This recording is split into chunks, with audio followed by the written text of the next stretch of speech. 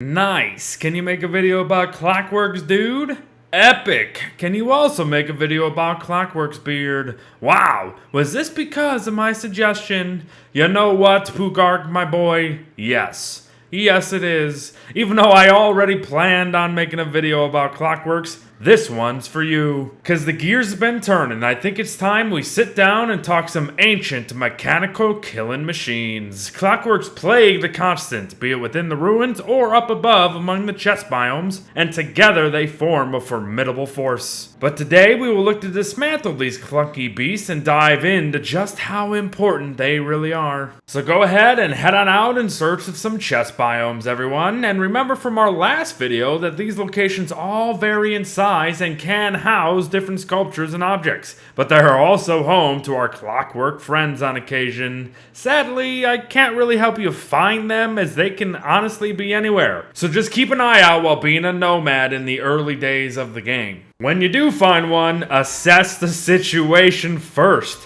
If there's a number of clockworks looking to murder your face off, then perhaps going in gun-ho isn't really the best way to go. But there's nothing to stop you from bringing some loyal pork to act as cannon fodder though. If you struggle with combat in general, or are just underprepared in the early stages of the game, then getting others to do the work for you is really your best bet to getting gears early. But let's discuss each clockwork separately as to not overburden one another. And first up, the Clockwork Knights. They're just mechanical horses with springs for a neck. Knights, and actually all the clockworks to be honest, will not actually attack on sight per se, but choose to kind of just stand and watch the player depending on their proximity to them. But get close and the fight is on. Knights are quite slow in pursuit, so if you do need to skedaddle out of there, skedaddle. But kiting knights should see the player baiting out its neck punch, getting 2 to 3 hits in themselves, and immediately running away to avoid the next attack.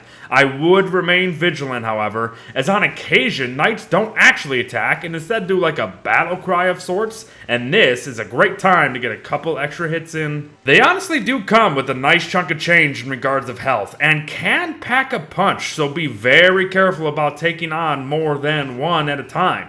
Their range can be a bit deceiving at times too, and it's never good being stun locked and then having the other one get in a free hit. Try to get them on the same attack cycle, and you should honestly be alright. Knights are not that bad. But Clockwork Bishops would like a word with us, and they don't bloody care if we're looking to run away from them, because Bishops may share very similar stats to that of Knights, but they got the range and they know how to use it. We can dodge these blasts, but speed is the ultimate key, especially because of the potential splash damage that comes from their attacks. If you are looking to dodge and weave, well again, you're gonna need the speed. You'll have to move pretty much as the bishop begins an attack to even have a chance of it missing.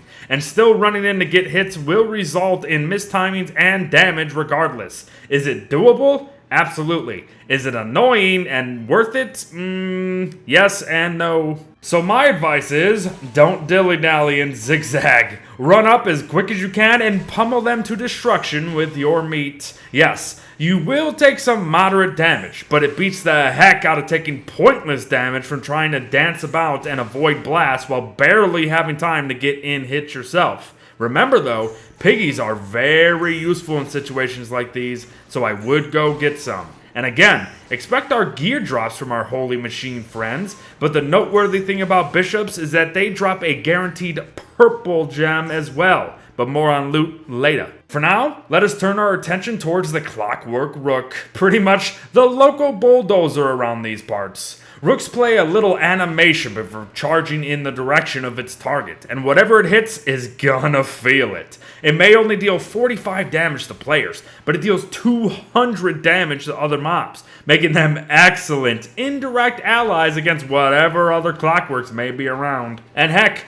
Maybe even after you use them against their friends, why not take them on a stroll through the forest in order to fell some trees pretty darn quick? Or perhaps even have them smash some rock to save your pickaxes if you can manage to get them to cooperate, that is. But if we are gonna go mano-y-mano, it is best to just stop them in their tracks with your face. Yes, I know rooks also have a basic melee attack, so you are still gonna get your noggin rammed in. But like the Ancient Guardian, the actual creature these machines are based on, rooks sorta have a stun phase to them at times, so you'll likely find it more efficient to just fight them face to face instead of just chasing them down over and over and over again. Throughout our mechanical murdering sessions, Clockworks have been dropping 2 gears each, and gears are one of the most valuable resources in the entire game, folks, so let's break them down. A single gear is needed to step up your food preservation A-game, as you'll need to obtain one in order to craft an icebox, and the box is very straightforward.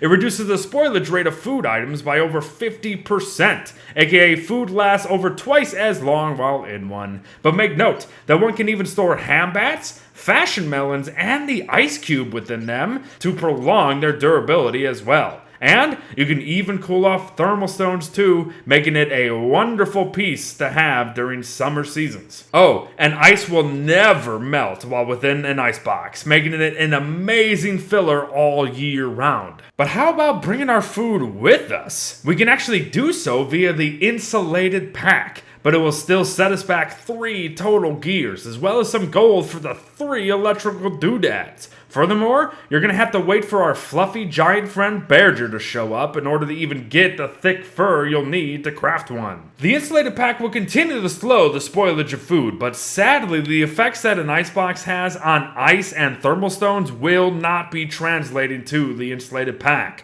Personally, I find the pack to be a waste of gears, but since it can be dropped and still store food in the process, I guess it can act as additional space. But then I just ask you, why don't you make another icebox to begin with, considering it takes less to do so anyways? The weather pane, an item I didn't talk about for ages and now have spoken about roughly 7,000 times this month alone. You'll need down feathers from Goosey Moose or her babies and a Volt Goat horn from our recently discussed Milk Having friends. And toss in a gear, and you have a weapon that serves more as a tool to potentially help you fell numerous trees quick, help you solo the King of the Frogs, or deal a good chunk of damage to stationary mobs like tentacles. Are they worth it? Meh. Only if you're looking for something unique to blow your enemies. But the creme de la creme, Ice Flingomatics. They'll cost you 2 gears each and quite the handful of ice, but Flingos help keep your base looking like this instead of looking like this. So yeah, I think we should talk about them. Flingos do not last forever. A fully fueled Ice Flingomatic lasts 5 days, but it can be refueled efficiently, especially via Niter. Glamour Goop will also work very, very well, but Niter returns 19% of fuel loss, so please, use it up. You're not really using it for anything else. And even if the Flingo isn't flinging squat, it still uses fuel while on. But you can set it to what is known as emergency mode. And in this mode, it won't put out every fire in its range, but rather signal once a blaze is roaring for real. It'll make a beeping noise and will actually turn itself on after 15 seconds in hopes to tame the flame.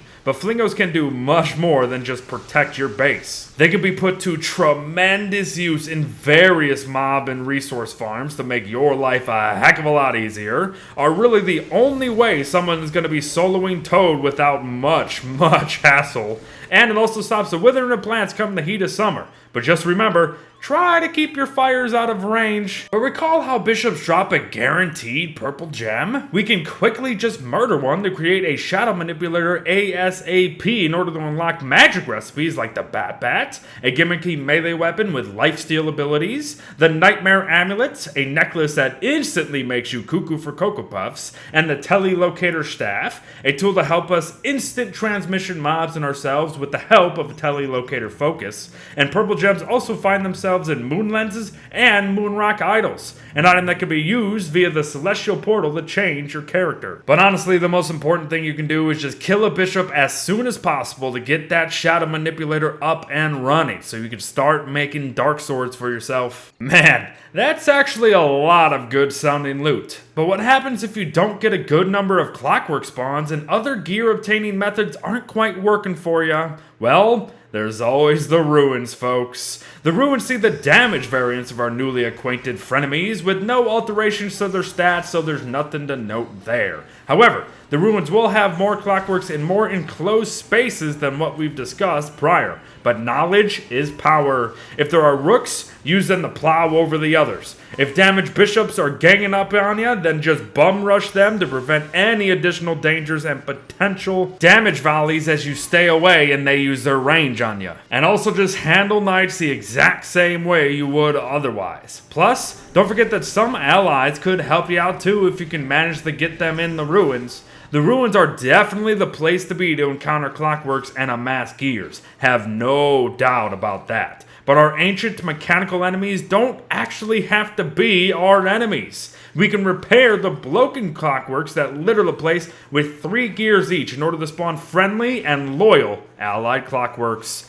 Yes, you can have companion clockworks. They'll attack most anything besides other clockworks with relatively no hassle, and are likely some of the strongest companions in the game, considering their health and varied combat styles. But again, about attacking other clockworks, sometimes they go along with it, sometimes they don't. And other times you can start a war with your own companions, and other times they just all turn on you. So to be honest, I don't know what to tell you here. I guess just try it and see if it works for you. Damaged clockworks have a chance to drop nightmare fuel as well as Thule Sight fragments, both of which are used in a crap ton of magic and ancient crafting recipes, but there is no way I'm covering them all in this video, because we'd be here forever. So one final note then. You know the marble sculptures that when mined resemble our 3 lovable machines and can be reassembled with the suspicious marble pieces that will have you at the chiropractors for the rest of your life? Yeah. Those things. If we construct them and instead of waiting for a new moon to take part in the Shadow Pieces boss fight,